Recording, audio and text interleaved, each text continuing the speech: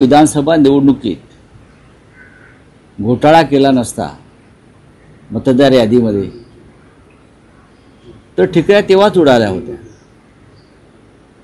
महाराष्ट्राच्या जनतेने तुम्हाला निवडून आणलेलंच नाहीये, एक लक्षात घ्या। मी वारंवार सांगतो, कारण इतक्या जागा जिंकूनही महाराष्ट्रामध्ये कुठे जल्लोष झाला नाही। निवडणूक यंत्रणेला हाताशी धरून मतदार यादीत घोटाळे करून पैशांचा प्रचंड वापर करून यंत्रणा विकत घेऊन आपण जिंकलेला आहात। पण हे महानगरपालिका निवडणुकीत चालणार नाही। निवडणूक आयोगावरती विरोधी पक्षानं, सर्वपक्षीय शिष्टमंडळानं हा पहिला हल्ला केलेला। सर्वपक्षीय शिष्टमंडळानं भेटून निवडणूक आयोग आणि सत्ताधाऱ्यांमधलं जे साटेलोट आहे ते उघड केलेलं आहे। आता एक पाऊल पुढे जाईल। सर्व प्रमुख नेते जे आहेत, जे सर्वपक्षीय शिष्टमंडळामध्ये होते,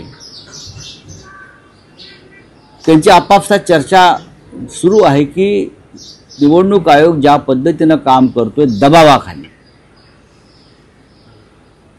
आणि आपण वारंवार त्या संदर्भात निवेदनं देतोय, भेटतोय, भूमिका सांगतो आहोत, पुरावे देत आहोत, तरीसुद्धा निवडणूक आयोग ऐकायला तयार नसेल तर निवडणूक आयोगाला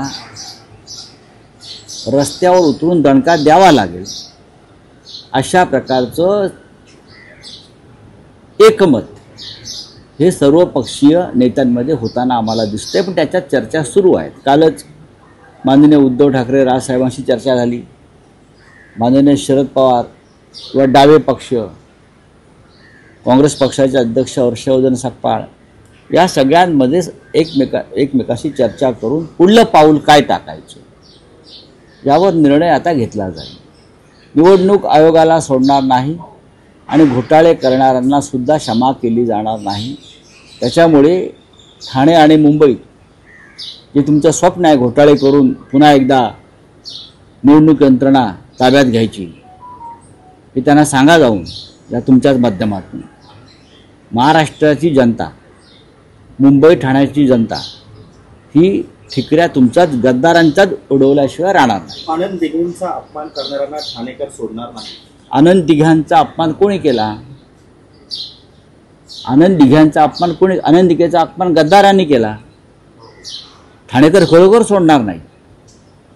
आनंद दिघे या एका निष्ठावान शिवसैनिक किंवा शिवसेना नेत्याचा जो का विचार होता निष्ठेबाबत, त्याला तडा कोणी दिला? एकनाथ शिंदे आणि त्यांच्या लोकांनी दिला ना।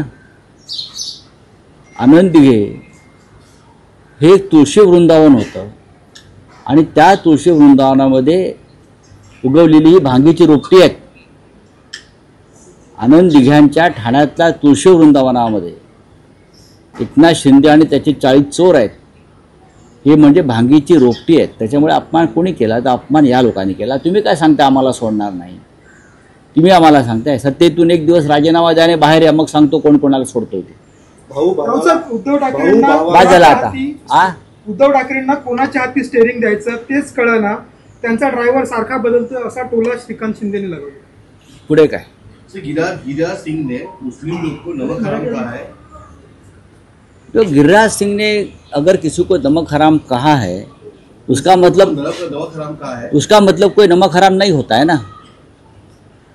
बात ऐसे, उसने नमक हराम क्यों कहा कि गिरिराज सिंह जी कहते हैं, जो केंद्रीय मंत्री है, कि केंद्र के सभी योजनाओं का लाभ मुसलमान उठाते हैं, करेक्ट, और हमको वोट नहीं देते। ये सरासर गलत है। बहुत से ऐसी जगह है जहां मुसलमानों ने 2014 में मोदी को भर भर के वोट दिया है।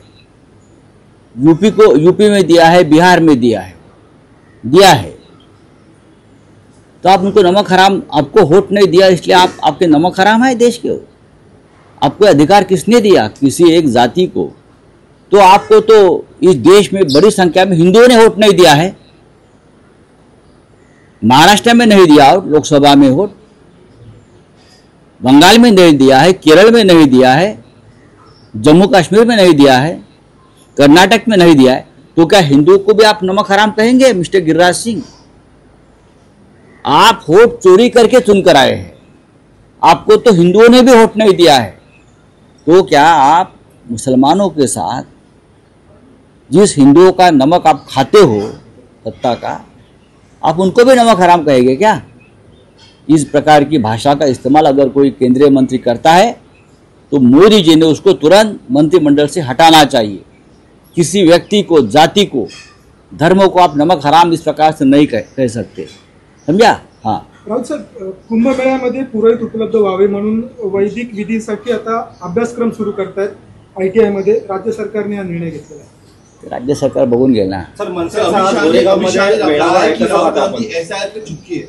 हाँ? मनसेचा मेळावा अमित शाह ने कहा है कि राहुल गांधी SIR पे चुप क्यों है? कहाँ चुप है? हम चुप नहीं है, न राहुल गांधी जी चुप है। उस मामले में सबसे बड़ा आंदोलन तो राहुल गांधी जी ने किया था। अब बिहार का नतीजा आने के बाद अमित शाह जी चुप हो जाएंगे। अब देखिए अमित शाह जी क्या बोलते हैं क्या नहीं बोलते, उसका ऊपर देश नहीं चलेगा। आप सिर्फ देश के गृह मंत्री है, आपके पास सत्ता है, आपके पास पुलिस CBI ED है, इसलिए आपकी बात सुनी जाती है। चलिए, थैंक यू। पार्कामध्ये मोठ्या प्रमाणात फटाक्याची आतिषबाजी होते, तिकडच्या रहिवाशांनी मागणी केली आहे की उच्च न्यायालयाचं उल्लंघन करतायत, कठोरात कठोर कारवाई करा अशी मागणी केलेली आहे। करू द्या ना मागणी, मला असं वाटत नाही रहिवाशांनी अशी कोणी मागणी केली असेल। शिवाजी पार्कला बहुसंख्य मराठी आणि हिंदू बांधव आहेत। दिवाळी आमचा सगळ्यांचा सण आहे, तो का काळोखात साजरा करायचा का? तो काळोखात साजरा करायचा का? संपूर्ण काल आम्ही पाहिलं की उद्धवजी, राजजी, दोन्ही पक्षाचे कार्यकर्ते, मराठी बांधव मोठ्या संख्येने शिवाजी पार्कला उपस्थित होते। हां, दीपोत्सव होता, आकाशामध्ये फटाक्यांची रोषणाई केली ना, वाजले फटाके थोडा काळ, त्यात एवढं वाईट वाटून घ्यायचं कसलं? पर्यावरण बिघडत आहे। पर्यावरण बिघडाव्या अशा अनेक गोष्टी या राज्यात आणि देशामध्ये घडतात, त्याच्यावर बोला, आमच्या सणांवर बोलू नका। ठीक आहे रे, जाऊ दे रे, कोण बोलतो? आ बोलू द्या ना, चला पुण्यामध्ये टांगेकर अच्छा, जाऊ दे रे। हा, बघा, एकनाथ शिंदेची भिजलेली फटाका है, उसका फुसका फटाका भी नहीं है, लवंगा भी नहीं है, समझा क्या? एकनाथ शिंदे क्या बोल रहे हैं, भिजलेला फटाका है, लवंगा, उसको क्या मालूम है क्या फटाका है? शिवसेना की पावर जो उद्धव ठाकरे ने उनको दिया ना, वो अब तक बज रहा है। नहीं तो कौन एकनाथ शिंदे है, मुझे बताइए। उनको जो पावर मिला है बाला साहब ठाकरे ने नहीं दिया है एकनाथ शिंदे को, उनको पूरा पावर अब तक उद्धव ठाकरे जी ने दिया था, उसके ऊपर उनका फटाका बज रहा है अब तक। जिस दिन मुंबई और ठाणे महानगर पालिका के नतीजे आ जाएंगे, ये ठाणे मुंबई छोड़कर भाग जाएंगे सब लोग। अब देखो क्या होता है। करो ना लड़ाई हमसे, फिर लड़ाई करो, ये पैसे की लड़ाई मत करो, सत्ता की लड़ाई मत करो। आप रियल शिवसेना के गुंडे हो, हाँ मैं गुंडा हूँ, तो गुंडे जैसा सामने आकर बात करो, समझा ना? हाँ, वो सत्ता के पीछे छुपकर, पुलिस के पीछे छुपकर मत बात करो, छोड़ दो। चलिए।